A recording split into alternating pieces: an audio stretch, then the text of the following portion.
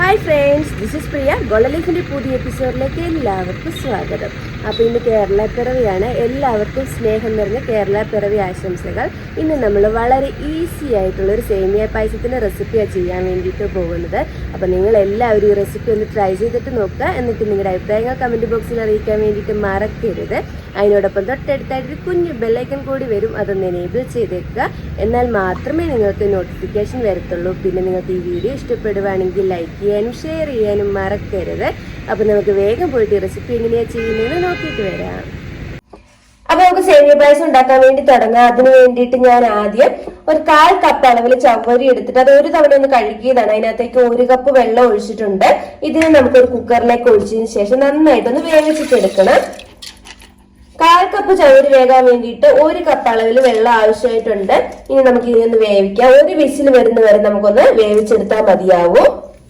ഇനി നമുക്ക് ചവ്വരി വെന്ത് വരുന്ന ആ ഒരു സമയം കൊണ്ട് ബാക്കിയുള്ള കാര്യങ്ങളും കൂടെ ഒന്ന് ചെയ്തിട്ട് എടുക്കാം.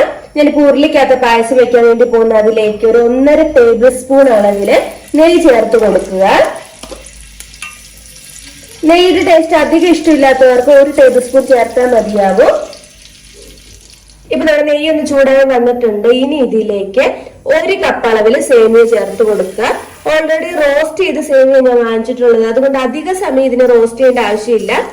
കുറച്ചു നേരം ഒന്ന് വറുത്തെടുത്താൽ മതി. അത് ചെറിയൊരു മണം വരും. ആ ഒരു സമയം വരെ മാത്രം റോസ്റ്റ് ചെയ്താൽ മതി.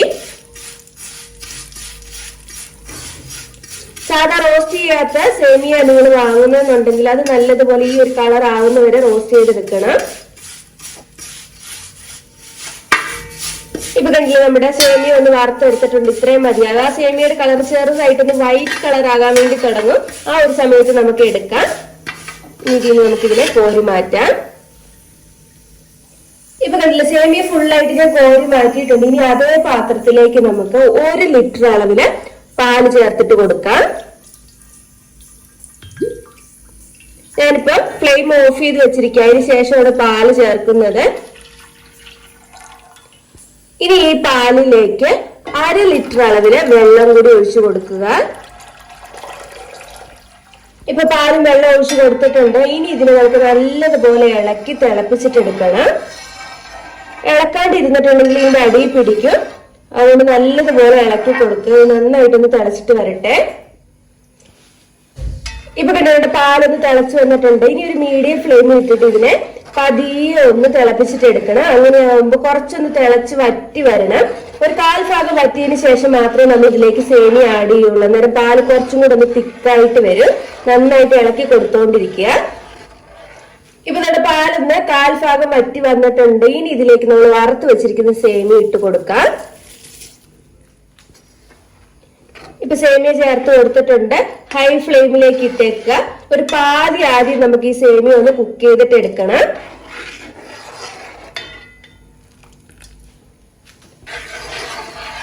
ഇപ്പൊ കണ്ടില്ലേ, നമ്മുടെ സേമിയ പാതി കുക്കായി വന്നിട്ടുണ്ട്. ഇനി നമ്മൾ വേവിച്ച് വെച്ചിരിക്കുന്ന ചവ്വരി ഇതിലേക്ക് ചേർത്ത് കൊടുക്കാൻ. കണ്ടില്ലേ, നന്നായിട്ട് വെന്ത് വന്നിട്ടുണ്ട്.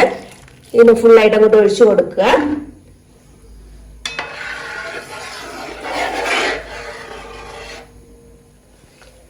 ഇനി അതിനകത്തേക്ക് ഒരു 1/2 ടീസ്പൂൺ അളവില് ഏലക്ക പൊടിച്ചിട്ട് കൊടുക്കാം. ഇനി ഞാൻ ഇതിലേക്ക് ചേർക്കാൻ പോകുന്നത് പഞ്ചസാരയാണ്. ഞാനിപ്പോ 14 ടേബിൾ സ്പൂൺ പഞ്ചസാര എടുത്ത് വെച്ചിട്ടുണ്ട്. ഒരു 2 ടേബിൾ സ്പൂൺ വെച്ചിട്ട് ബാക്കി ഫുള്ളായിട്ട് ഈ ഒരു സമയത്ത് ചേർത്ത് കൊടുക്കാം. നിങ്ങൾ മധുരമല്ല നിങ്ങളുടെ ഇഷ്ടത്തിനനുസരിച്ചിട്ട് വേണം ചേർത്ത് കൊടുക്കാൻ വേണ്ടിയിട്ട്. ആദ്യം കുറച്ച് ചേർത്തിട്ട് നന്നായിട്ട് മിക്സ് ചെയ്തതിനു ശേഷം ടേസ്റ്റ് ചെയ്യാം. എന്നിട്ട് ആവശ്യമുണ്ടെങ്കിൽ ബാക്കി ചെയ്താൽ മതിയാവും. ഇപ്പൊ പഞ്ചസാര ഞാൻ 14 ടേബിൾ സ്പൂൺ ഫുള്ളായിട്ട് ചേർത്ത് കൊടുത്തിട്ടുണ്ട്. കറക്റ്റ് മധുരമാണ്. കൂടുതലായിട്ട് മധുരം വേണ്ടവർ അത് ടേസ്റ്റ് ചെയ്ത് നോക്കിയിട്ട് ആവശ്യത്തിന് ചേർത്ത് കൊടുത്തോളുക. ഇനി ഇതിവിടെ വീണ്ടും എല്ലാം കൂടെ ഒന്ന് കുക്കായി വരട്ടെ.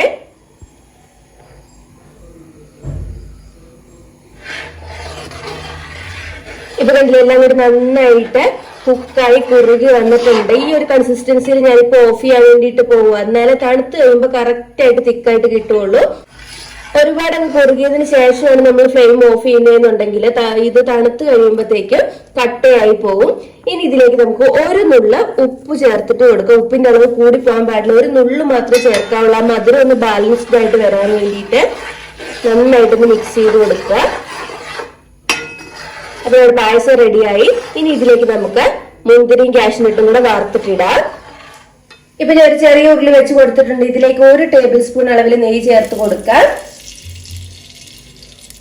ഇപ്പൊ നെയ്യ് ഒന്ന് നന്നായിട്ട് ചൂടായി വന്നിട്ടുണ്ട്. ഇനി ഇതിലേക്ക് ഒരു 10-15 കാഷ്യൂനട്ട് ഇട്ട് കൊടുക്കുക.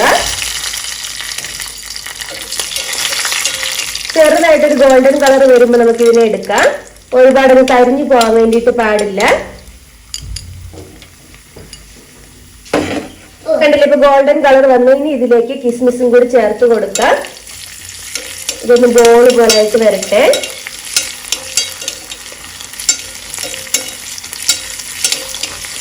കണ്ടിലിപ്പോ ഇത് റെഡിയായി. നമുക്ക് ഫ്ലെയിം ഓഫ് ചെയ്തിട്ട് ഇതിനെ പായസത്തിലേക്ക് ഒഴിക്കാം.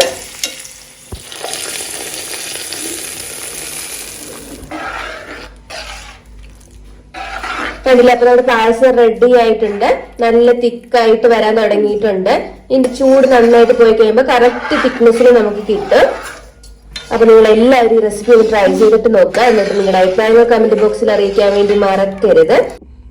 പിന്നെ നിങ്ങൾക്ക് ഈ ചാനൽ ഇഷ്ടപ്പെടുകയാണെങ്കിൽ സബ്സ്ക്രൈബ് ചെയ്യുക. സബ്സ്ക്രൈബ് ചെയ്യുമ്പോൾ തൊട്ടടുത്തായിട്ട് കുഞ്ഞു ബെല്ലൈക്കൺ കൂടി വരും, അതൊന്ന് എനേബിൾ ചെയ്തേക്കുക. എന്നാൽ മാത്രമേ നിങ്ങൾക്ക് നോട്ടിഫിക്കേഷൻ വരത്തുള്ളൂ. മറ്റൊരു എപ്പിസോഡിലൂടെ വീണ്ടും കാണാം. ബൈ.